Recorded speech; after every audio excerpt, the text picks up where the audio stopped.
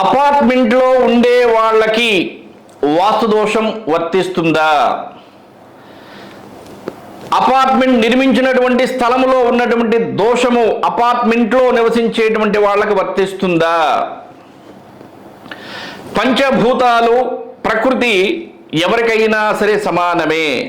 ఉదాహరణకి శ్మశానాన్ని చదును చేసి అపార్ట్మెంట్ నిర్మించి ఆ అపార్ట్మెంట్లో గనక నివసిస్తుంటే, లేదు ఒక దుర్గంధమైనటువంటి వాగు పక్కన గృహ నిర్మాణం చేసుకొని నివసిస్తుంటే ఆ దుర్గంధమైనటువంటి వాసన ఆ దగ్గరలో ఉన్నటువంటి వారికి రాదా?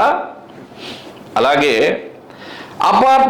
అపార్ట్మెంట్కి సంబంధించి దోషమున్నా, అపార్ట్మెంట్ ఉన్న స్థలంలో దోషమున్నా కూడా అందులో ఎవరైతే నివసిస్తున్నారో వారు అందరూ దానికి బాధ్యులే. వారు అందరూ ఆ యొక్క దోష ప్రభావాన్ని భరించాల్సిందే, దోష ప్రభావాన్ని అనుభవించాల్సిందే.